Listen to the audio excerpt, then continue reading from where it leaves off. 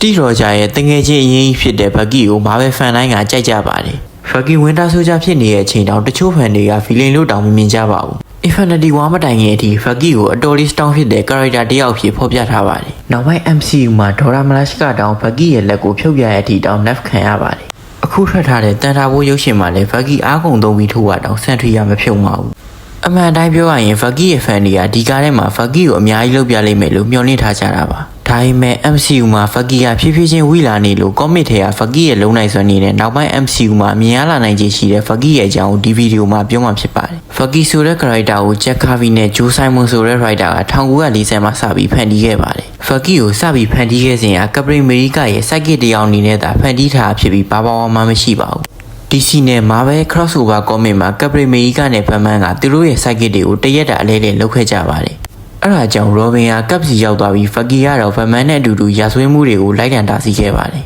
။ Bucky ရဲ့ strength က10တန်ထိမှနိုင်ပြီး durability မှာလည်းတာမန် energy flash တွေကိုခံနိုင်ရှိပါတယ်။ healing ကလည်း Wolverine တို့ Deadpool တို့လောက်မမြန်ပေမဲ့တာမန်လူသားတွေထက်2ဆလောက်ပိုမြန်ပါတယ်။ဒါ့အပြင် Bucky ရဲ့ agility က Captain ထက်တောင်ပိုကောင်းပါတယ်။ဝယ်ပုံမျိုးစုံကိုကျွမ်းကျွမ်းကျင်ကျင်အသုံးပြုနိုင်ပေမဲ့သူ့အမြဲကင်နေကြဝယ်ပုံကတော့တနက်ဖြစ်ပါတယ်။အဲ့တနက်ကလည်းသူ့တဦးပဲကင်လို့ရအောင်ဖန်တီးထားဖြစ်ပြီးအခြားသူအသုံးပြုရင်တော့တနက်ကပောက်ကွဲသွားမှာပါ။ comic တစ်ခုမှာတော့ Captain America က crossbow လောက်ကျန်တက်ဖြစ်တာကိုခံရပါတယ်။ Cap တည်ဆုံးပြီးနောက်မှာတော့ Bucky က New Captain America ဖြစ်လာပါတယ်။ဒါပေမဲ့ Bucky ကသူ Winter Soldier ဖြစ်ခဲ့တုန်းကလုပ်ခဲ့တဲ့အမဲဆက်တွေကြောင့် Captain America ဆိုတဲ့ပုံရိပ်ကိုမထိခိုက်စေချင်တဲ့အတွက်သူကိုယ်တိုင်ပဲ Cap နေရာကိုဆွန့်လွတ်ခဲ့ပါတယ်။ comic ထဲမှာ Bucky ကလက်ဖလာနဲ့တောင်ဝဝင်တကောင်ကိုအနိုင်ယူပြီးအမောက်သိပ်ခဲ့ပါတယ်။နောက်ပြီး Bucky ရဲ့ Bionic Arm ကလူတွေထင်ထားတဲ့ကိုအများကြီးပိုကျန်းပါတယ်။ Bucky ကသူ့လက်နဲ့လျှက်စစ်ပစ္စည်းတွေကိုပျက်စီးအောင်ဒါမှမဟုတ်ခဏတာရက်သွားအောင်လုပ်နိုင်ပါတယ်။ပြီးတော့ Bucky ကသူ့ရဲ့လက်ကို Mr. Fantastic လိုမျိုးဆွဲဆန့်နိုင်ပါတယ်။ဒါနဲ့မဟုတ်သေးပဲလက်ကနေလျှက်စစ်တွေပါပစ်နိုင်ပါတယ်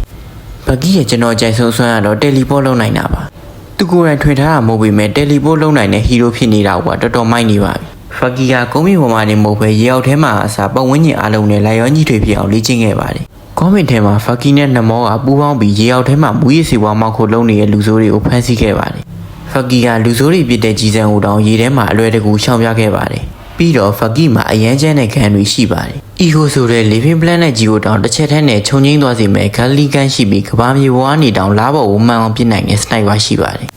sniper တွေကိုထည့်ပြီးအသုံးပြုဖို့ Vibranium ကြီးလည်း Bucky မှာအလုံးလောက်ရှိပါတယ်။ဒီလောက်ကျန်းတဲ့ character ကို MCU မှာဝီးဖြစ်အောင်လုပ်ထားတာတော်တော်လေးခံပြဖို့ကောင်းပါတယ်။ဒါပေမဲ့လည်းနောက်ပိုင်းမှာ New Avenger ဖြစ်တဲ့ Bucky ကိုပြတ်ကျန်းအောင်လုပ်မယ်လို့ထင်ရတာမို့ Bucky fan တွေအတွက်အားမလျှော့ဖို့ပြောချင်ပါတယ်။ဟုတ်ကဲ့ဒီဗီဒီယိုကတော့ MCU မှာမမြင်ရသေးတဲ့ Bucky ရဲ့ power တွေကိုပြောထားတာဖြစ်ပါတယ်။နောက်ဗီဒီယိုတွေမှာလည်းအခုလိုစိတ်ဝင်စားစရာကောင်းတဲ့အကြောင်းတွေကိုပြောမှဖြစ်လို့စောင့်မျှော်ပေးကြပါဦး